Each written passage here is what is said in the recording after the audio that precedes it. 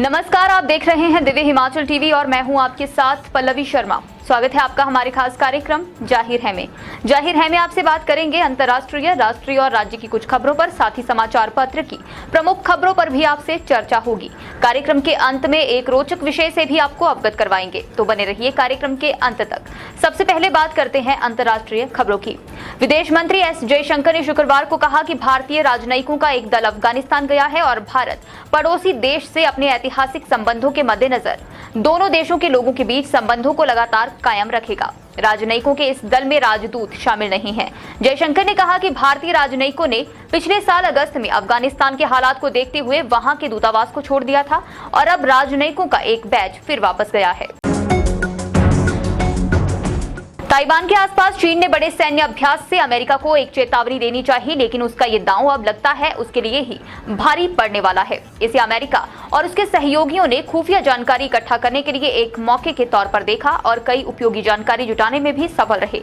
पिछले सप्ताह के चीन के 4 दिनों के गहन सैन्य अभ्यास और इस सप्ताह विस्तारित युद्धाभ्यास से अमेरिका को उन मिसाइलों की जांच करने का मौका मिला जिनका उपयोग चीन भविष्य में किसी भी हमले में करेगा।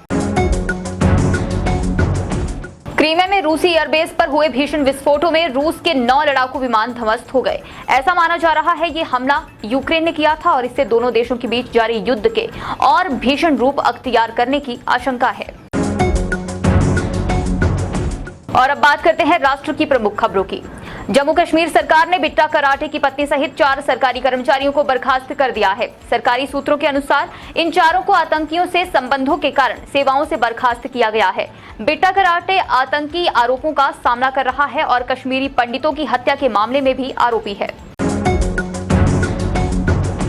प्रधानमंत्री नरेंद्र मोदी ने आज बर्मिंघम कॉमनवेल्थ गेम्स 2022 के पदक वीरों से मुलाकात की है। पीएम ने अपने सरकारी आवास पर सुबह 11 बजे भारतीय एथलीटों से मिलने का एक कार्यक्रम रखा था। कॉमनवेल्थ गेम्स में भारत ने 22 गोल्ड, 16 सिल्वर और 23 ब्रॉन्ज मेडल के साथ कुल 61 मेडल अपने नाम किए थे।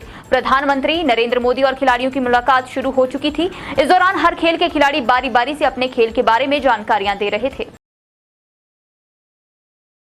उत्तर प्रदेश के नोएडा में सेक्टर 93A स्थित सुपरटेक एमराल्ड कोर्ट के ट्विन टावर को ध्वस्त करने के लिए आज से विस्फोटक लगाने का काम शुरू हो जाएगा। इसके लिए पलवल से विस्फोटकों की पहली खेप पहुंच चुकी है। दरअसल सुप्रीम कोर्ट ने सुपरटेक ट्विन टावर को गिराने के लिए 28 अगस्त की तारीख तय की थी। ऐसे में अब से 15 दिनों तक रोजाना 325 किलोग्राम विस्फोटक लगाकर इन दोनों टावरों में लगाया जाएगा। और अब बात करते हैं राज्य की प्रमुख खबरों की। कुल्लू के ताबो क्षेत्र में होम स्टे का संचालन करने वाले एक व्यक्ति का कुत्ता स्पीति नदी के एक किनारे में फंस गया, जिसे 3 दिन बाद आईटीबीपी के जवानों ने रेस्क्यू किया। 7 अगस्त की शाम को ताबो होम स्टे के संचालनकर्ता शीतांश का पालतू कुत्ता अचानक लापता हो गया। उन्होंने आसपास के क्षेत्रों में ढूंढा, लेकिन उसका कुछ पता नहीं चला। 2 दिन बाद किसी व्यक्ति ने सूचना दी, एक कुत्ता स्पीति नदी के दूसरे छोर में फंसा हुआ है और पानी का बहाव अधिक होने के कारण नदी क्रॉस नहीं कर रहा है। इस बात का पता लगने के बाद शीतांश तुरंत उस जगह पर पहुंचा जहां उनका कुत्ता फंसा हुआ था। फिर उन्होंने नदी के एक किनारे से दूसरे किनारे तक खाना फेंक कर भेजा। इसके बाद स्थानीय प्रशासन को सूचना दी। एडीसी अभिषेक वर्मा ने बताया कि आईटीबीपी को पत्र लिखकर रेस्क्यू करने का आग्रह किया था। 11 अगस्त को सुबह आईटीबीपी के जवानों ने पालतू कुत्ते को रेस्क्यू कर इंसानियत की नई मिसाल पेश की। हिमाचल प्रदेश में शनिवार को कहीं कहीं हल्की बारिश होने के आसार हैं। वहीं 14 और 15 अगस्त को प्रदेश में फिर से भारी बारिश को लेकर येलो अलर्ट जारी किया गया है। ऐसे में लोगों को सतर्क रहने की सलाह दी है। बारिश के कारण प्रदेश में बाढ़ व भूस्खलन का दौर जारी है। ऐसे में लोगों को सलाह दी गई है कि बारिश के दौरान नदी नालों से दूर रहें और भूस्खलन की दृष्टि से संवेदनशील क्षेत्रों से भी दूरी बनाए रखें। प्रदेश में मानसून की बारिश से 977 करोड़ रुपए की सरकारी व गैर सरकारी संपदा तबाह हो चुकी है। अकेले लोक निर्माण विभाग को 568 करोड़ व जल शक्ति विभाग को 390 करोड़ का नुकसान हुआ है।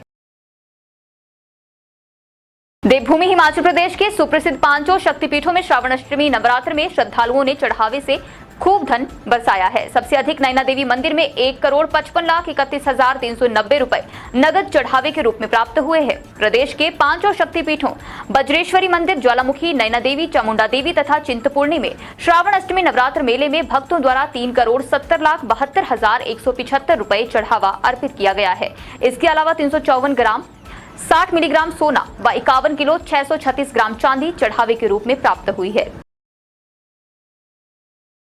और अब नजर डालेंगे समाचार पत्र की प्रमुख खबरों पर। जेबीटी की पिछली भर्तियां फिलहाल हो नहीं पाई हैं और अब विभाग नई भर्तियां करने जा रहा है। करीब 1277 नए पद भरे जाएंगे। हिमाचल सरकार ने स्वतंत्रता दिवस पर कैदियों के लिए विशेष माफी की घोषणा की है। एशिया कप से पहले भारतीय खिलाड़ियों को फिटनेस टेस्ट पास करना होगा। और अब नजर डालते हैं संपादकीय पृष्ठ पर। चांदी के वर्ग पर सियासत, इस लेख को आप संपादकीय पृष्ठ में प्रमुखता से पढ़ सकते हैं। इसके अलावा लोकतंत्र के लिए महात्मा गांधी चैतन्य नागर का लेख आपको पढ़ने को मिलेगा।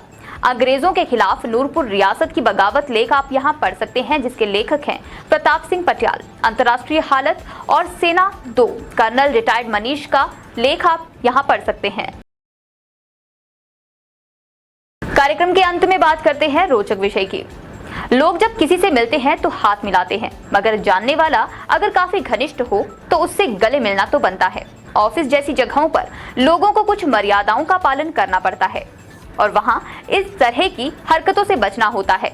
लेकिन चीन के एक शख्स ने ऑफिस में अपनी सहयोगी को गले लगा लिया, जिसके बाद उसके खिलाफ महिला ने केस दर्ज कर दिया।